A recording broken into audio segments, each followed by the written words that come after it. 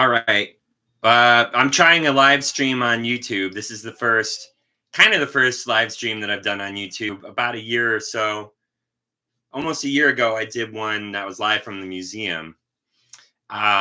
This camera does not look very good. It's kind of a bummer, but like, what are you gonna do? I guess I could try cleaning it a little bit more and see if that works. I wanted to do like a general photography talk and try it on both YouTube and TikTok at the same time. So we'll see how it goes.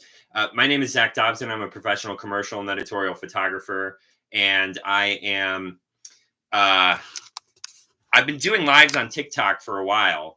This is the first one I'm trying on YouTube, and sometimes I do live photo walks. Sometimes it's just kind of a general chat. Today I wanted to try just doing like a Q&A, talking about any kind of like photography related stuff. I've got a new course that I've got coming out, so I'm going to talk about that a little bit too, because it's really designed to be like an everyday photography, to build and develop a daily practice, a daily habit of getting out and doing photography. So this seems to be working. The last time I tried to do a live on YouTube, I didn't get my camera wasn't going. So I'm gonna give yeah. All right, so I'm live. I'm here to answer questions, talk about whatever. I have been kind of using these as a jumping off point lately. I've been making these zines for all of this year. I've got my fourth one coming out soon, just like a quarterly thing that I've been doing as a way to kind of like show my photography. And this is really a good jumping off point for photography. So now I'm live on TikTok also. So my name is Zach Dobson. I'm a professional commercial and editorial photographer. I've been working as a pro for almost 20 years. On something that I've been doing a lot through TikTok and YouTube is promoting, talking about doing everyday photography. I have put together a course to really promote building what I call like a daily practice, because my personal photography, my personal style changed a lot since I started taking pictures almost every day, and it's really gotten me some work that I really like. And it's been a great habit, a great practice. So I like to come on lives and talk to people about, what are you all photographing? Are you all photographers? What are you shooting with? What kind of things are you taking pictures of? What are you interested in personally? And all of that sort of thing. So let's see. I'm going to jump right in. I'm happy to answer. Feel free. You can always interrupt me, ask a question. I'm here to talk about anything photography related. So my background is in photojournalism, and it got to a point where after like 10 or 15 years of, let's say it was like 12, 13 years, photographing for clients on a regular basis, and I really kind of wasn't taking a lot of pictures for myself. And when I talk about this, I hear a lot of people kind of identify with the same thing, is maybe you're feeling stuck creatively on your personal work if you're a professional, or if you're just wanting to get started, you're kind of like, what the hell do I even take pictures of? I don't even know like like where to start. How do I come up with an idea? Do I have to do a series? Does it have to like be a certain way? A good starting camera. Well, your phone is the first one. So a lot of people wait to start taking pictures until they can get quote unquote real camera. And I would say starting to develop the practice, even with your phone. Thanks for the likes. I appreciate that. Doing what you can do now. So start doing now, start taking pictures, take your phone out. I'm a professional photographer. I have multiple cameras around, and I still use my phone a lot to take regular photos. I'll give you an answer about the camera too. So what I like is, I suppose it depends on if you have any experience at all, because and what your price point is. Because at the lowest price point, I've heard people, "Hey, hi, how are you? Good to see you. Thanks for stopping by." uh, the a good starting I've heard a lot of people talk about the Canon Rebels, the digital Rebels as being a good starting point because I feel like you can get those around like $400 or so with a lens. And don't be afraid to buy used. Buy used. Who cares? And especially in the beginning, when you're really first starting out and you don't know exactly what you want, like spend the money. I mean, don't spend a lot of money. Just get a used. Um, and I'm looking at stuff while I'm talking here. So I would say, yeah, okay. Sorry, I'm a little out of my head here. Bailey, hi, good to see you. How are you doing? I like to try when people say hello to make sure that I connect, but sometimes I get a little like off in my brain here.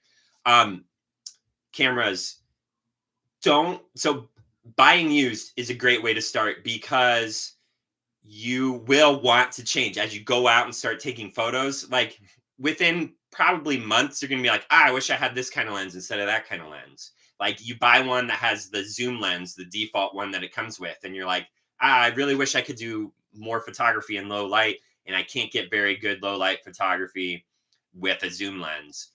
So I'm already like ready to buy a new lens. So don't spend a lot of money. If you have some experience, I like this is my like everyday camera. Um, it's a Fujifilm X-T20, and the lens is a 23 millimeter f2. Um, the Fujifilm has a crop sensor, which means it essentially magnifies. Effectively, it magnifies the lens what you're getting. So while this says a 23 millimeter lens, if this were like a 35 millimeter equivalent, it would be a 35 millimeter lens. So, you know, this is what I like as a setup. I like it very slightly wider than like a standard lens. A lot of people talk about 50 as a standard. Personally, because I've been doing this so long and I know what I like a 35 so I can get closer. With a 50, I have to stand back a little bit further than I want to for my pictures. So that these are the kind of things that you'll pick up on when you start doing it. So don't overthink the gear. Just get something. Start with what you have. Take pictures on your phone. Uh, Depending on what your budget is. When I bought this 5.5 years ago, I think with the camera and the lens, it was like $1,300. So this would be like a, you know, moderate level camera as opposed to the Canon gear that I have. That those camera bodies start at about like 3K, maybe 2,500 now. But when I bought them, they were like three. And then my lenses range between $400 is the cheapest lens that I have, and then like $2,000 is the most expensive one that I have. So it it adds up to be a lot. Would I recommend attending the New York Institute of Photography online course? I mean, do what you feel compelled to do. I don't know anything specifically about what they have in their online course. I'm not sure what they're offering. I'm not sure what it costs or how long it is. I mean, if you want to give me any more info, I can give some feedback based on the info that you give me. But um, I would say don't spend a lot of money on anything. Anything that I've seen that really costs a lot of money always gives me pause. Um, when I used to do weddings, it's been about it's about 7 years now since I've done weddings.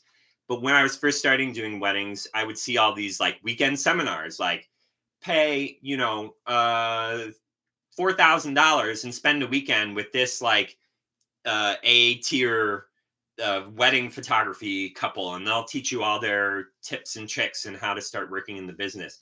And that was just bullshit. Because if they were really like so busy, they would be shooting and they would be busy with weddings all that time. So I don't know. Those things were always so expensive. Um, One thing that I'm a member of ASMP, the American Society of Media Photographers, and especially if you're a student, it's so great because it's very cheap annually. I don't know what it is currently. It's like $100, and you get so many resources, and you get discounts through all these shops like B&H and Apple and this and this and that, and they have really great educational stuff they put on that's like really affordable. So like 10 years, I went to one of their weekend seminars. It was like maybe $300 Now that's like a reasonable price for a whole weekend's worth of information. And it was great. It was a lot of fun. I really enjoyed it. So, don't get in too much. And of course, I've got to mention my own offering since you're talking about courses. I just am putting out right now, it's in pre-sale, is my first course. It's a 15-day daily email course. If you want to, like, you don't have to literally do it every day. It just comes in your inbox. You can save it, do it at your convenience. And it's not about like techniques. It's not about practice it. I mean, it's not about like technical things. It's about just getting in the habit of taking daily photos with motivation, inspiration, and some prompts and exercises that I use to kind of get my brain going on things. And it I don't like to tell people specifically how to like do anything. Like, here's how you get this effect. Here's how you create, this style of photo. It's more like, here's some things that I do when I'm in a space. Like, I just shared one recently on my profile on TikTok. I think I put it on YouTube as well. And I'm just gonna get out of that one because I don't like this. Okay.